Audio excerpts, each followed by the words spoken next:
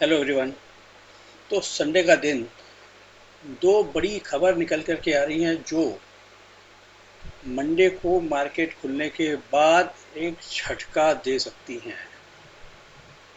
पहली खबर है अदानी ग्रुप से रिलेटेड। स्क्रीन पे जो आप न्यूज़ देख रहे हैं उसमें ये लिखा हुआ है कि Adani group on Saturday set it's ports business arm Adani port and SSG limited which is the main revenue contributor of the Gautam Adani led group has appointed MSK and Associate as auditor. तो इन्होंने इनको auditor appoint कर लिया। ये बड़ी खबर नहीं है। बड़ी खबर ये है कि फ्राइडे को डेलॉयट, जो कि बिग फोर ऑडिट फर्म्स में से एक है, उन्होंने कुछ अपनी डिफरेंस इन ओपिनियंस को जाहिर करते हुए सैटरडे को एज ए ऑडिटर रिजाइन कर दिया। तो ये खबर छोटी खबर नहीं है, बहुत बड़ी खबर है। ये खबर ना कि शेयर मार्केट से रिलेटेड है, बल्कि इंडियन पॉलिटिक्स से रिलेटेड है। कल पार्लियामेंट में भी हलचल होती हुई आपको दिखाई देगी इस खबर के ऊपर। देखिए, अब एक इम्पॉर्टेंट बात ये भी है कि ये तीसरा अदानी ग्रुप से रिलेटेड तीसरा चेंज है ऑडिटर्स के अंदर मई 2023 से। मतलब अलग अलग कंपनी में मई 2023 से जो ऑडिटर बदले गए हैं उसमें ये तीसरा इंसिडेंट है। अब देखिए, Deloitte resignation come just day before the much anticipated report on the Adani group by the Indian market regulator. देखिए, सुप्रीम कोर्ट ने डायरेक्शन दी थी सेबी को अपनी इन्वेस्टिगेशन रिपोर्ट सौंपने के लिए, जो उनके 13 सस्पिशियस फॉरेन पोर्टफोलियो इन्वेस्टर्स से रिलेटेड ट्रांजेक्शन्स थी, उनके ऊपर रिपोर्ट देनी थी सेबी को 14 तारीख को। 14 तारीख कब है? कल है। तो कल सेबी अपनी रिपोर्ट देगा सुप्रीम कोर्ट को, उससे पहले ही डेलॉयट ने कर दिया रिजाइन। तो ये खबर कॉर्पोरेट गवर्नेंस से रिलेटेड है। और अगर क्योंकि अदानी जी का कंसर्न मोदी जी के साथ बहुत रहता है, जिसको जोड़ के ही देखा जाता है पॉलिटिक्स में, तो वो सारा का सारा क्योस क्रिएट कल होना ही है। और अदानी ग्रुप के शेयर गिरने ही हैं इस खबर के बाद। तो अदानी ग्रुप के शेयर गिरेंगे तो निफ्टी भी गिरेगा। तो ये तो रही पहली खबर। अब हम बात करेंगे कि दूसरी खबर क्या हो सकती है। दूसरी खबर हो सकती नहीं बल्कि है।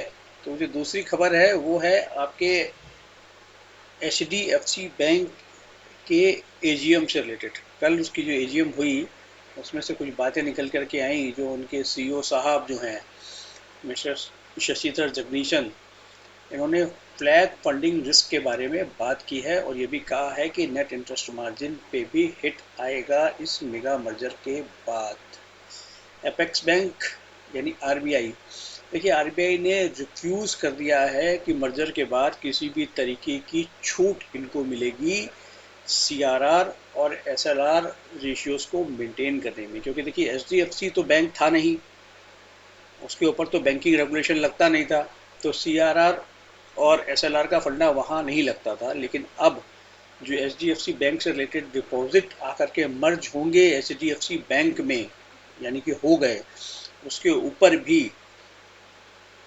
4.5% का सीआरआर यानी कैश रिजर्व रेशियो इनको रखना पड़ेगा आरबीआई के पास। और स्टैट्यूटरी लिक्विडिटी रेशियो यानी कि एसएलआर 18% का रखना पड़ेगा अपने पास। यानी कि इन दोनों पैसों से कुछ खास कमाई नहीं कर पाएंगे ये। तो एक ये दिक्कत वाली बात हो गई।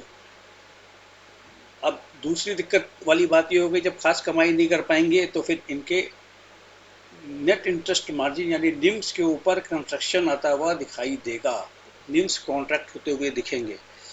तो जो 4.4 से लेके 4.4 के बीच के निम्स रहते हैं ऑन एवरेज इस बैंक के, वो उतने नहीं रहेंगे, उसके ऊपर हिट आएगा। दूसरा क्या होगा कि जो इनका जो होम लोन वाला बिजनेस है, यानी कि एचडीएफसी का जो बिजनेस है, उसके ऊपर हमेशा देखिए होम लोन के ऊपर लो यील्ड रहता है। आप कम रेट के ऊपर लोन देते हैं, सेफ सिक्योर्ड होता है, वो अलग बात है।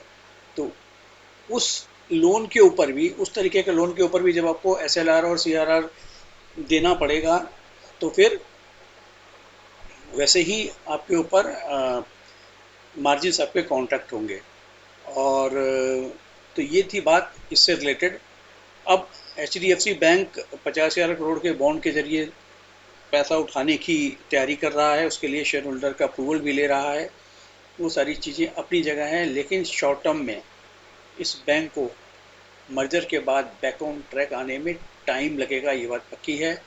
तो ये जो आरबीआई के रिफ्यूज़ल की बात इन्होंने की है, इसका इम्पैक्ट इनके बिजनेस में ज़रूर आएगा और इस शेयर में भी गिरावट आ सकती है। तो ये दो बड़े ग्रुप से रिलेटेड जो खबरें हैं, इसकी वजह से अगर मार्केट में कल गिरावट आती है तो मार्केट को संभालेगा कौन? देखिए, संभालने का काम फिर करना पड़ेगा रिलायंस इंडस्ट्रीज़ को और दिग्गज इन्फोसिस और टीसीएस को। इसके अलावा एलएनटी भी थोड़ा बहुत कंट्रीब्यूट कर सकता है। फाइनेंशियल्स में वैसे ही प्रेशर है, तो थोड़ा सा फाइनेंशियल शायद ना सपोर्ट करें ज़्यादा, तो नज़र रखनी पड़ेगी। क्योंकि अगर इनमें गिरावट आती है, कोई मेजर गिरावट आती है, तो मार्केट को संभालने के लिए इन तीनों के ऊपर ज़रूर नज़र रखनी चाहिए। तो इस वीडियो में इतना ही। होपफुली ये जो कंटेंट है, इसको शॉर्ट में मैंने समझाने की कोशिश की है, आपको समझ आ गया होगा। और नहीं समझ आया है तो कमेंट बॉक्स में आप लिख सकते हैं। चैनल को सब्सक्राइब कर लीजिए, वीडियो को लाइक एंड शेयर भी कर सकते हैं as usual. Thank you very much.